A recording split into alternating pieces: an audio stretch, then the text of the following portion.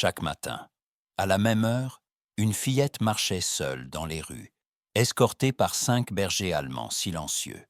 Personne ne connaissait son nom, personne ne savait où elle allait. Les voisins filmaient, les réseaux s'enflammaient. Mais derrière son calme inquiétant, se cachait une vérité que personne n'aurait pu imaginer. Ce n'était pas un jeu, ce n'était pas un hasard. Lorsqu'un homme décida enfin de la suivre, il ne découvrit pas un simple secret. Il entra dans une histoire qui allait bouleverser toute une ville. Restez avec nous, car cette histoire incroyable vous laissera sans voix. Avant de commencer, n'oubliez pas de liker et de vous abonner. Et surtout, je suis curieux. D'où nous regardez-vous? Indiquez votre pays dans les commentaires. J'adore voir jusqu'où voyagent nos histoires. Il était exactement 7 heures du matin. Comme tous les jours, les volets encore clos s'ouvraient doucement sur le même tableau surréaliste. Une toute petite fille, à peine 6 ans, avançait d'un pas calme au milieu de la rue endormie. Son manteau rose, bien trop élégant pour l'humidité du matin, flottait légèrement dans le vent froid. Mais ce n'était pas ce vêtement qui arrêtait les regards. À ses côtés, 5 bergers allemands marchaient en formation. Parfaits, silencieux, puissants. Leurs cous tendus, leurs oreilles dressées, leurs pattes avançant à l'unisson. Pas une laisse tendue, pas un seul aboiement. Ils obéissaient à son rythme, comme si le monde autour n'existait pas.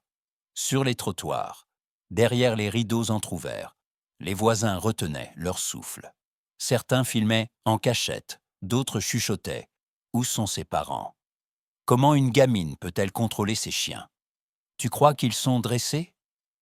Mais personne n'osait l'approcher. Elle ne parlait jamais. Pas un bonjour, pas un sourire. Ses yeux semblaient ailleurs, loin de cette rue pavée. Pourtant, chaque matin, elle réapparaissait. Même heure, même chemin, même silence. Elle disparaissait ensuite, juste après le clocher de l'église, comme si elle s'évanouissait avec la brume. Les vidéos circulaient sur Internet. La petite fille au chien devenait une légende urbaine, une curiosité locale. Mais dans l'air restait une sensation étrange, un frisson, un malaise presque imperceptible, parce que sous cette marche tranquille, il y avait quelque chose qu'aucun habitant ne pouvait nommer, une discipline glacée, une solitude qui hurlait en silence, et une enfant qu'on regardait passer, sans jamais vraiment comprendre. Depuis son balcon du 2e étage, Étienne observait la scène depuis plusieurs jours déjà. Au début, cela l'avait simplement intrigué. Une enfant si frêle, entourée de 5 bergers allemands, aussi imposants que des statues vivantes.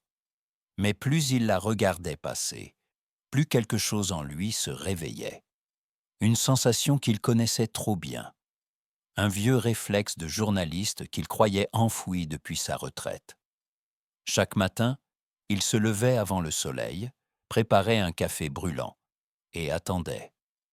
Lorsque la petite silhouette apparaissait au coin de la rue, il attrapait son carnet, son appareil photo et notait tout, son pas régulier, la position des chiens, les variations infimes dans leur formation. Ce n'était pas un simple phénomène viral, il le sentait. Derrière ce rituel se cachait une histoire, une vraie, peut-être même une blessure. Un matin, alors qu'elle passait juste sous son balcon, un rayon de lumière accrocha quelque chose à son poignet. Une fine cicatrice, longue, presque effacée, mais visible à qui savait observer. Étienne sentit son cœur se serrer. Pourquoi une enfant si jeune portait-elle une marque comme celle-là? Puis il remarqua autre chose. Les colliers des chiens. Aucun n'était identique. Certains portaient des numéros gravés, d'autres un écusson métallique. Et sur l'un d'eux, un petit insigne rond, presque effacé. On devinait la forme d'un emblème, semblable à ceux utilisés par des unités spécialisées. La fille avançait, indifférente à ses observations. Mais Étienne, lui, ne pouvait plus détourner le regard. Le clic de son appareil résonna dans le silence du matin. mêlé au bruissement léger des griffes des chiens sur le trottoir. Il le savait désormais. Ce n'était pas une marche innocente, c'était un message, et il devait en comprendre le sens. Ce matin-là, Étienne décida de ne plus rester spectateur. Il enfila une veste épaisse, prit son carnet, et à bonne distance, suivit la fillette et ses 5 chiens. Ses pas restaient prudents, silencieux, presque coupables. Elle ne se retourna jamais. Son allure était la même que chaque jour, droite, calme, méthodique. Mais cette fois, le parcours dévia légèrement. Après avoir passé la boulangerie et le parc, elle tourna dans une ruelle étroite que peu de gens empruntaient encore. Le bitume y était craquelé, les maisons vieillies, certaines murées, d'autres à peine debout. Une odeur de bois humide flottait dans l'air. Les chiens ralentirent leur allure. Leurs oreilles frémirent. Leurs muscles se tendirent légèrement, comme s'ils sentaient que le territoire changeait. Un chat surgit derrière une poubelle renversée. Aucun des bergers ne bougea. Ils se contentaient d'entourer la fillette, la flanquant comme des gardes du corps silencieux. Elle prononça alors quelques mots, courts, secs, dans une langue qu'Étienne identifia comme de l'allemand. Les chiens se détendirent instantanément. Ils s'arrêtèrent devant une maison en bout de rue. Peinture écaillée, portail branlant, vitres couvertes de plastique opaque. La grille grinça lorsqu'elle l'ouvrit. Étienne s'arrêta net, à l'abri d'un vieux cyprès. La fillette entra, les chiens derrière elle. Et juste avant que la porte ne se referme, un bruit lui parvint. Des aboiements, faibles, étouffés, venant de l'intérieur. Il se hissa légèrement pour regarder à travers une fenêtre sale.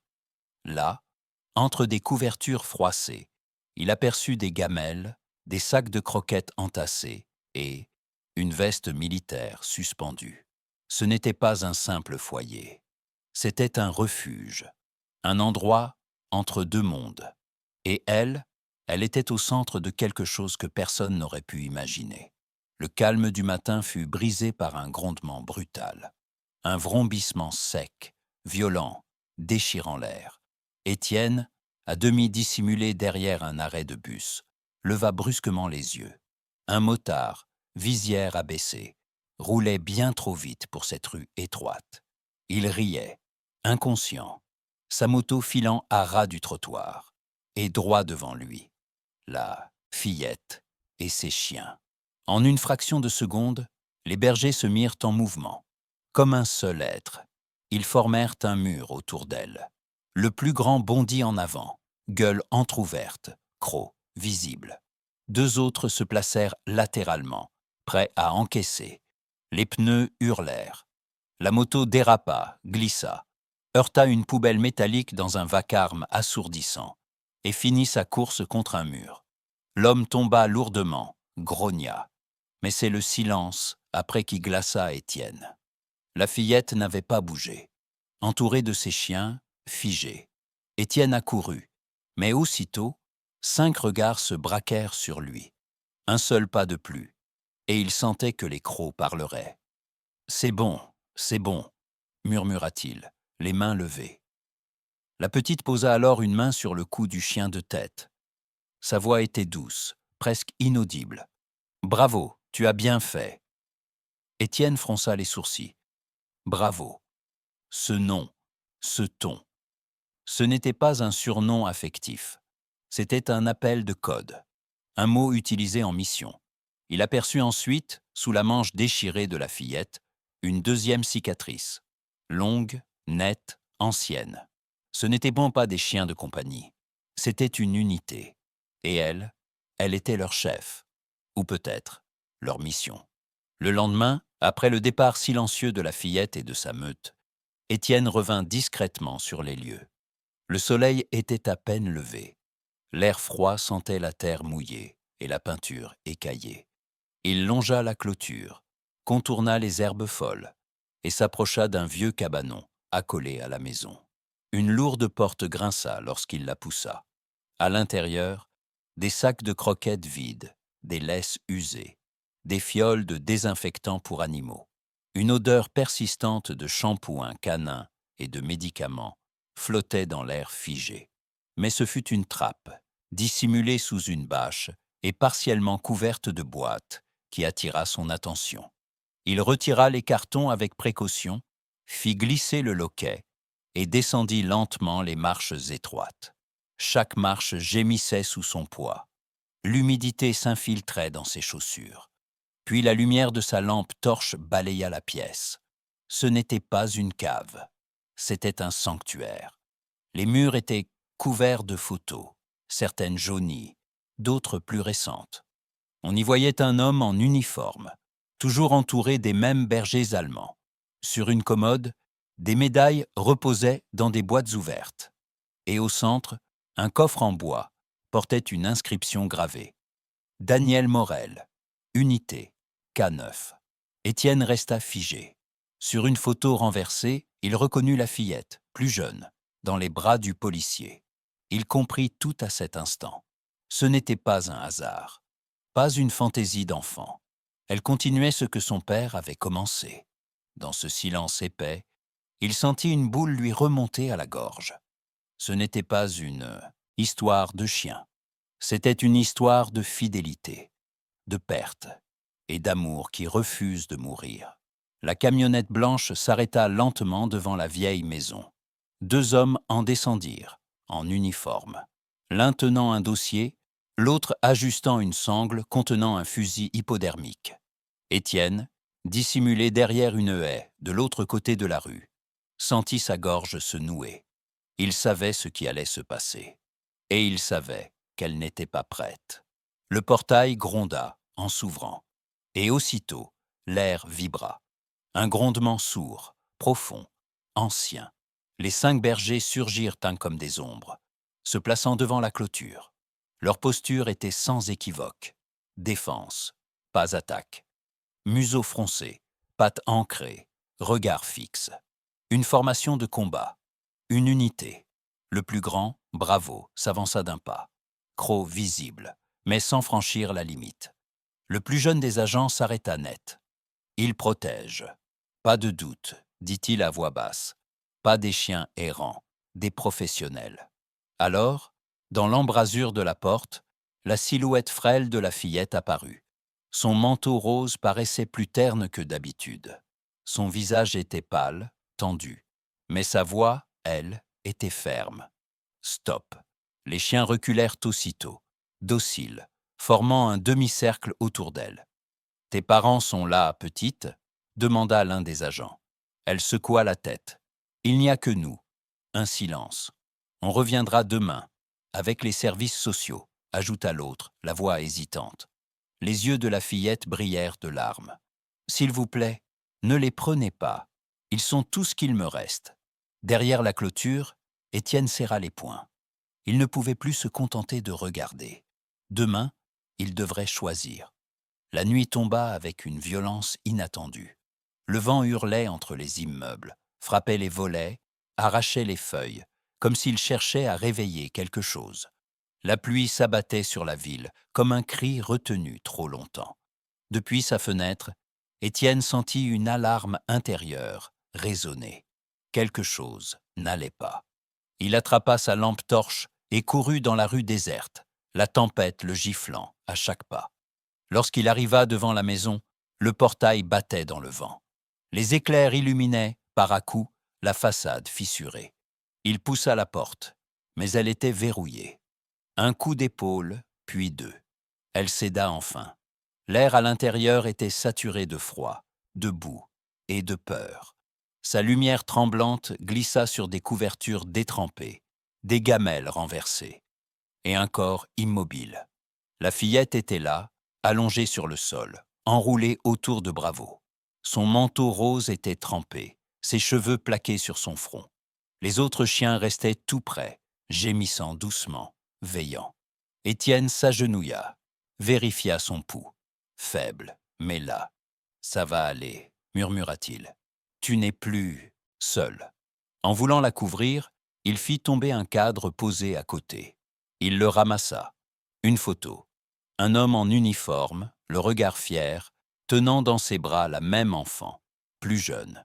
Derrière lui, les 5 chiens, alignés, attentifs.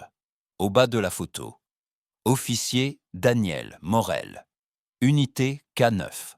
Étienne sentit sa gorge se serrer. Ce n'était pas une énigme à résoudre. C'était une promesse tenue, une mémoire défendue, à main nue. Il la prit dans ses bras, doucement, tandis que Bravo marchait à côté de lui, guidant chacun de ses pas dans l'obscurité battante. Quand elle ouvrit les yeux, le matin filtrait doucement à travers les rideaux. Elle était allongée sur un canapé, une couverture chaude sur elle, la main posée sur la tête de Bravo, couché à ses pieds. Les autres chiens dormaient en cercle autour d'elle, paisibles. Étienne, assis non loin, leva les yeux de son carnet. « Tu es en sécurité, murmura-t-il. Chez moi. Tu as dormi longtemps. » Elle ne répondit pas tout de suite. Elle regarda ses compagnons, puis lui. Merci de ne pas les avoir laissés seuls. Pendant ce temps, les autorités étaient retournées à la maison. Cette fois, sans armes, sans menaces. Ils découvrirent des cages propres, des couvertures pliées, des documents vétérinaires, des photos encadrées, et au mur, le portrait de l'officier Daniel Morel, entouré de ses chiens. Personne ne parla. L'un des agents baissa les yeux. Ce n'est pas un refuge illégal, c'est un sanctuaire. Ils ressortirent sans emporter un seul animal. Juste un mot laissé sur la porte. En protection, tutelle temporaire accordée. Ce soir-là, dans la cour de la caserne, une petite cérémonie eut lieu, sobre, silencieuse. Les voisins étaient venus, ceux qui avaient jugé, ceux qui avaient filmé. Ils avaient apporté des paniers, des croquettes, des fleurs et des excuses. Le commandant remit à la fillette une médaille en laiton, gravée à son nom. Elle ne dit rien. Elle posa simplement la main sur la tête de Bravo, qui leva les yeux vers elle. Un murmure parcourut la foule, comme un souffle de respect. Le soleil se couchait lentement, peignant la scène de lumière dorée. Elle avait seulement voulu les protéger. Et elle avait accompli bien plus encore. Son père aurait été fier. Si cette histoire vous a touché, laissez un like. Abonnez-vous pour ne pas manquer les prochaines. Et dites-nous en commentaire depuis quel pays vous nous regardez. Vos mots comptent plus que vous ne l'imaginez.